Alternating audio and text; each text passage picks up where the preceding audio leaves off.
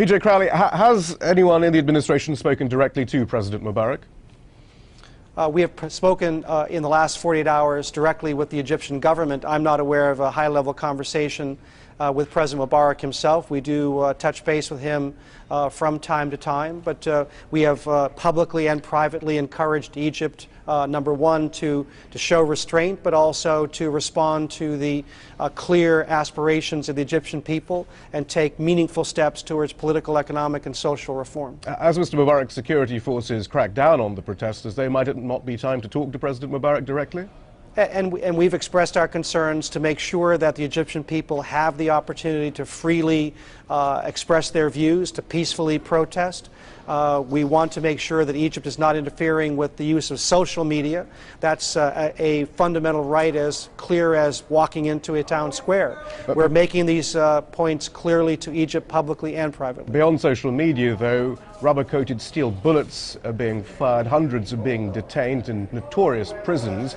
Perhaps we should be emphasizing that more than the Twitter and Facebook revolution. Well, you're absolutely. I mean, we want to see restraint on both sides. We want to see the Egyptian people have the opportunity to engage their government, to make clear what their aspirations of, and we want to see that government respond in a meaningful way to meet those aspirations. That is our goal. That's the advice that we're giving Egypt, and we hope that Egypt will allow its people to protest peacefully, but also open up the door for meaningful reform. Right, but we're not talking in general terms here. Egypt is not letting its people protest peacefully. It's deploying the full ranks of its US-backed, $1.3 billion backed security forces to beat up those protesters. Isn't it time perhaps to be a little firmer with President Mubarak? We are giving Egypt advice publicly and privately. We have concerns about what's happening on the street.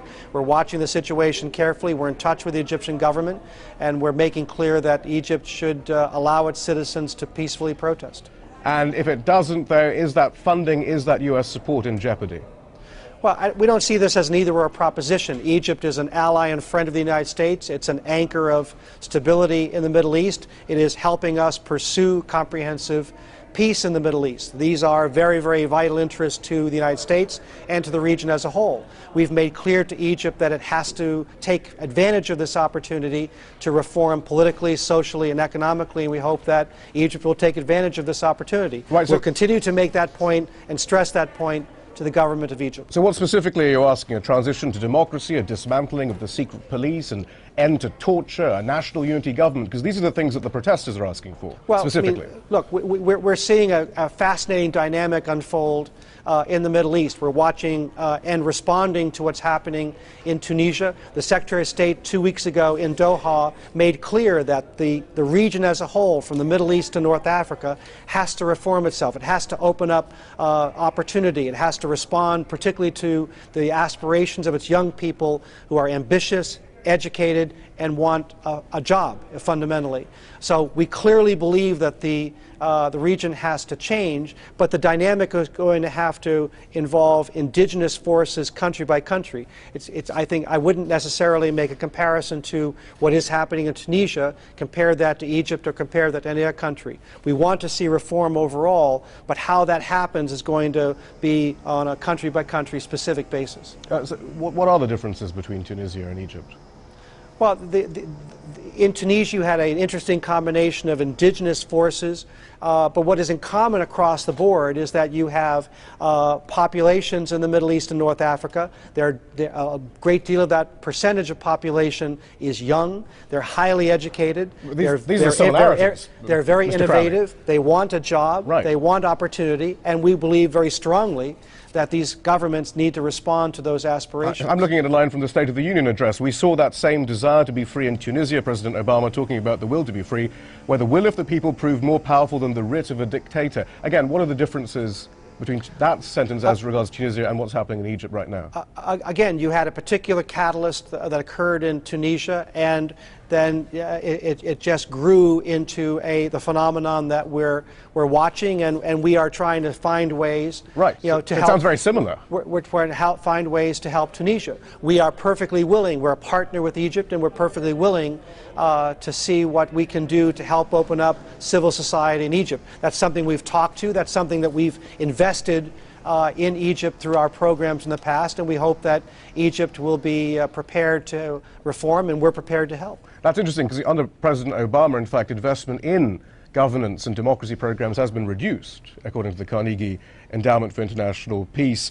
$50 million it was originally, now it's $20 million for democracy and governance programming. Meanwhile, $1.3 billion still goes to the Egyptian security forces, who by and large the protesters are protesting against, at least their brutality and torture and so forth. Look, we're making clear we're going to back up our words by actions. We want to see change occur in Egypt. We want to see it done peacefully, stably. That is our policy, and that's what we're telling Egypt today, and that's what we'll continue to tell. But you have more leverage than that, though, surely. I mean, surely you can pick, the Secretary of State or the President can speak to President Mubarak and say, call off your oppressive security forces, and now begin a transition to true democracy and stop torturing people while you're at it. But again, you're casting this in zero-sum terms, and I reject that. We respect what Egypt contributes to the region. It is a stabilizing force. It has made its own peace with Israel and is pursuing normal relations with Israel. We think that's important. We think that's a model that the region should adopt, broadly speaking. At the same time, we recognize that Egypt, Tunisia, other countries do need to reform. They do need to respond to the needs of their people, and we encourage that reform, and we are contributing across the board, across the region, to that reform. But finally, though, there must be a discussion there. If, in a time of austerity, a repressive client regime can't guarantee stability for the billions of dollars Washington is spending, what's the point of all this expenditure? Well, we have Egypt as an ally, and we rely on Egypt as an ally to be a stabilizing force in the region, and that's exactly what they are. And we contribute in terms of military and security assistance to help Egypt because that has benefits across the region because as a whole. democracy would be destabilizing to the region, wouldn't it? Well, again, we want to see the region reform. We believe that as countries develop, as countries prosper, they are likely to become more democratic. We want to see those kinds of reforms. We want to see greater political, economic, and social opportunity. So Egypt's not ready for it yet. And we are investing in that. But again, how these countries develop will be on a case-by-case basis. This will not be a cookie-cutter approach for all of the Middle East. We have to evaluate the dynamic in Egypt and look for ways of contributing to that, just as we look individually at the dynamic that's happening in Tunisia or other countries. PJ Crowley, as always, thank you so much for joining us. Okay. Thanks very much. All right, take care. Bye.